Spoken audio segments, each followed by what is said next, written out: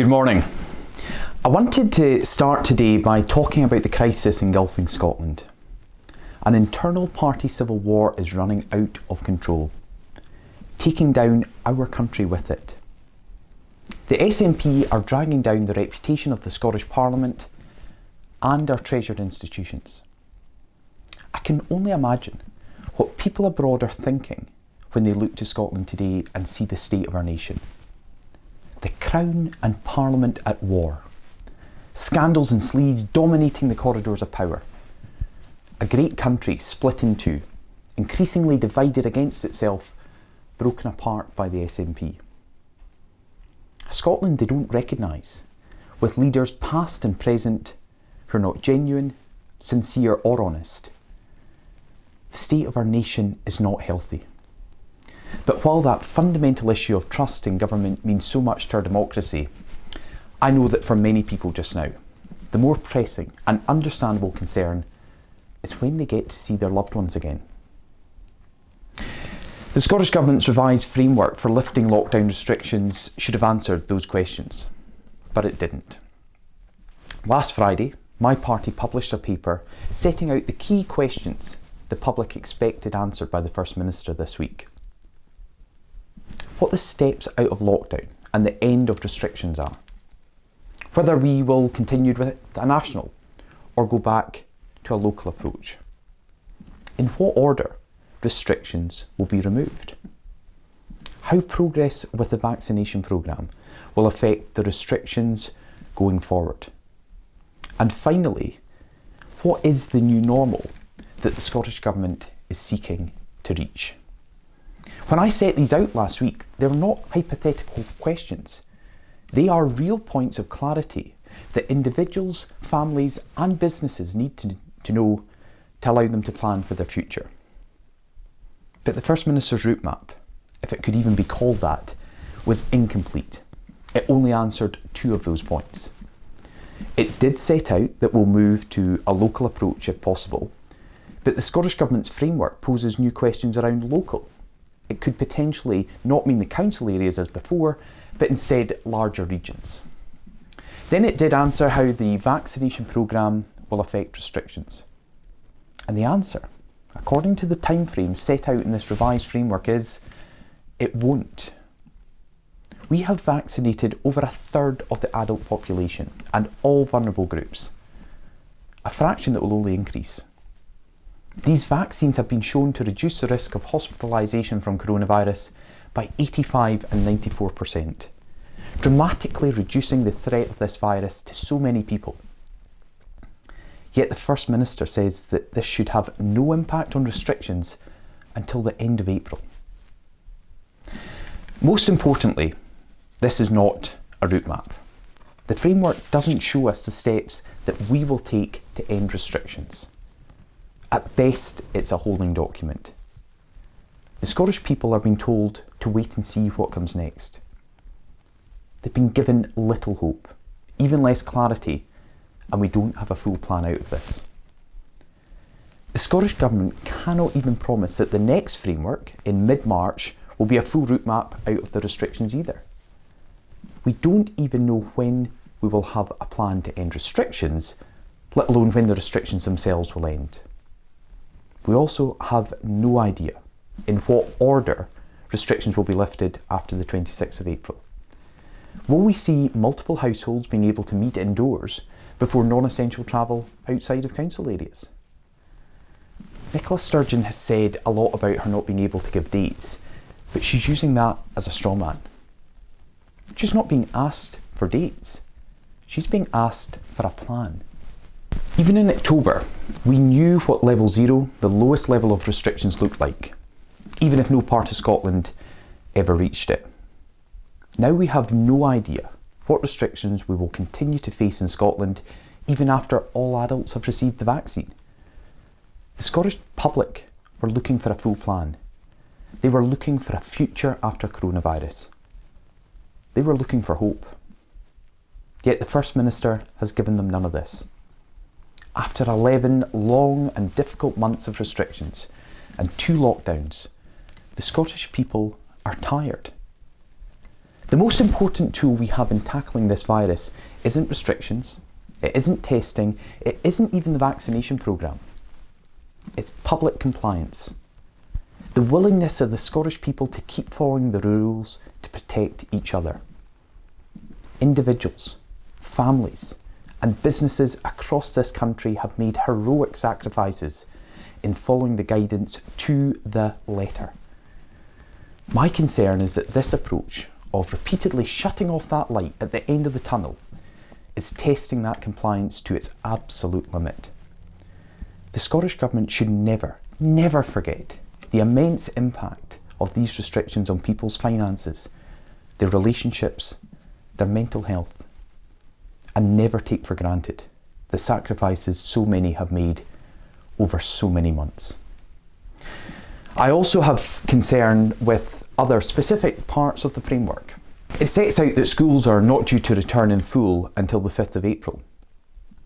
Parents will have been homeschooling their children with patchy support and online learning for over 3 months at that point. Yet the Scottish Government suggests a return on the first day of the Easter holidays, in the full knowledge that in practice that means the 19th is the actual date that pupils get back in the classroom. Firstly, it's frankly insulting to parents that they're suggesting that schools return during a holiday. Is there not a single person in the Scottish Government that realised that the date they had chosen was when most schools were closing for a fortnight? And secondly, if schools are the priority, then I cannot believe that this time frame is the one they're working towards. We need to see every action taken to ensure that children can return to school sooner. We cannot allow children's education to suffer for longer than it needs to. Then there's the support for businesses as we lift restrictions. The only commitment that we got from the Scottish Government on further support for businesses is that they will receive an additional payment from the Strategic Framework Fund after restrictions are lifted. That is the bare minimum change that they could have made. It doesn't address the fact that the amounts paid out from that fund are still not enough for so many businesses, or that travel restrictions in one part of the country can have a major impact on businesses in another. I've been beating this drum for months. My party has made repeated calls for reform and simplification of the business grant system, and for the size of the payments to be increased. It's incredibly disappointing, bitterly disappointing, that the Scottish Government has again decided to treat our economy as an afterthought. Which leads me to the cross-border travel arrangements. The framework makes no plan for when families spread across the UK can be reunited, or when travel can resume across the border for work and tourism. The First Minister knows how important cross-border travel is, yet families and businesses continue to be kept in the dark on when they can legally cross it for non-essential purposes.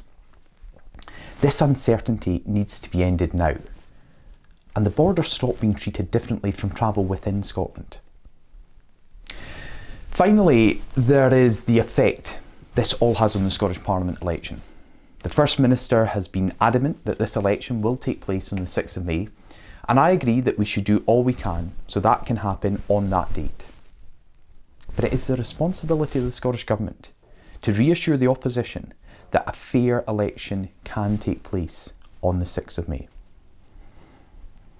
And that subject of elections leads me on to tomorrow's result of the campaign for the leadership of Scottish Labour, and the position both of the candidates have taken on Scotland's place in the United Kingdom. There are millions of people across Scotland right now, many of whom would never say that they're Conservatives, that they support the UK government, or potentially even describe themselves as Unionists. Some of them may have voted yes in 2014 and would do so again if we ever had another referendum. But all of them share the same view that an independence referendum, during and as we rebuild from the coronavirus pandemic, is the wrong priority for our country. They recognise that things cannot just go back to normal after the worst of the health crisis is over, because they realise that after the health emergency, we will have a deep economic crisis to deal with. They want the focus to be on our recovery, on rebuilding our public services and creating jobs, on bringing people back together to face the massive challenges that are in front of us right now. They're dismayed that the SNP are intent on division and on putting their political priority above the national interest. That the SNP can't read the room.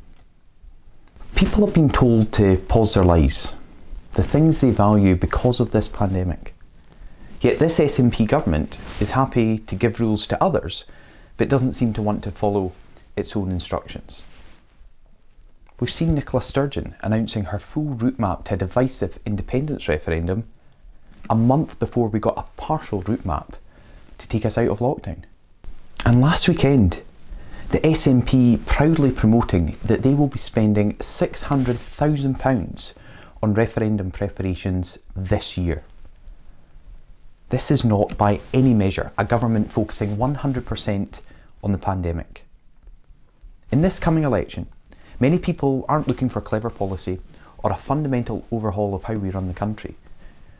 They just want to stop this drive towards another divisive referendum so that they can get back on with rebuilding their careers and their businesses, renewing their bonds with deeply missed families and friends, restoring their lives.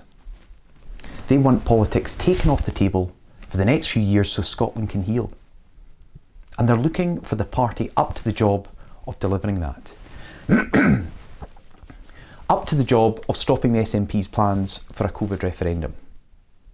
They don't want a party like Scottish Labour that is uncertain, that could change its mind, that flip-flops and gets caught in the middle of the road, whose MSP and MP argue about the Constitution like they fight about everything else, that needs to have a leadership election and an existential crisis every few years to decide which side of the fence it's on, that could switch its position after the election. They need a party of conviction, one that is completely behind Scotland's place in the United Kingdom and wholly, unashamedly against the SNP's referendum plans, that is focused on the future of our country, that doesn't accept that another independence referendum is inevitable, that will fight as hard for unity as the SNP fights for separation. That party is the Scottish Conservative and Unionist Party I lead. Our job is to stand up for those people who don't want another referendum on independence. We will never abandon that principle. It is part of our core beliefs and who we are. Every single one of our candidates in May's election will be committed to that task. Others will muse about it. Muse about the timescales, next year, in 5 years, in a generation, and say not now but maybe. But the Scottish Conservatives won't support it under any circumstances. We will never say that dividing our nation, splitting apart families, pitting friends against one another is the proper way forward for this country. We don't want that bile and anger to come back to Scotland. We will always stand up for strengthening the ties that bind our United Kingdom together and for our politics to be focused on the things that really matter, on the challenges that Scotland faces today. And we will keep making those arguments, regardless of what happens in any election. So compare that with the two candidates for Scottish Labour leadership.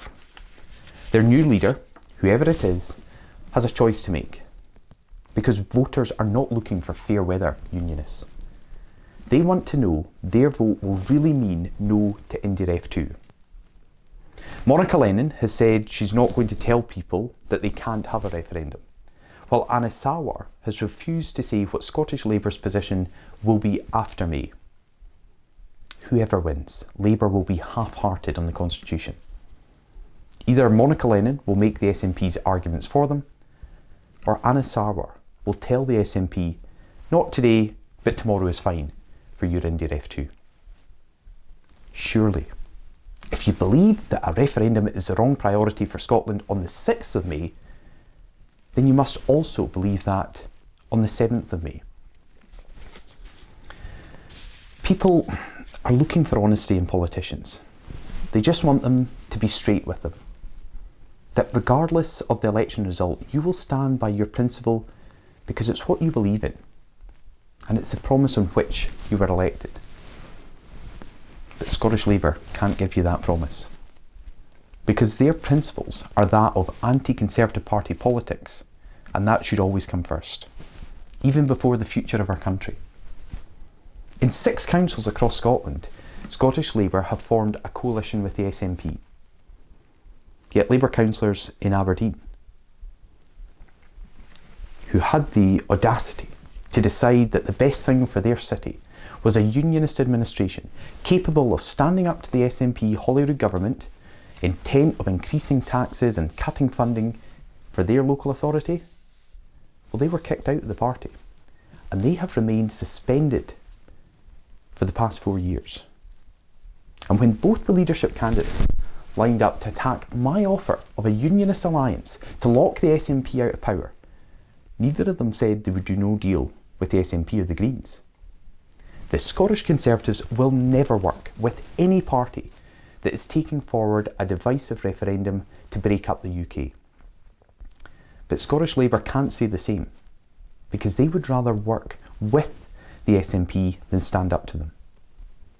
So those voters who are looking for a party who can stand up to the SNP and stop a COVID referendum, to be the taskmaster that gets our Scottish Parliament laser focused on delivery, our recovery and rebuilding our country, need to ask themselves whether that job should be trusted with a party that truly believes in its core mission to stand up for the UK and has proven before that it can stop an SNP majority, or with a party that will change its tune after the election, that prepares to work with the SNP rather than hold them to account, and could help to gift the SNP a majority by losing seats like Scottish Labour have done at every single Scottish Parliament election since the very first.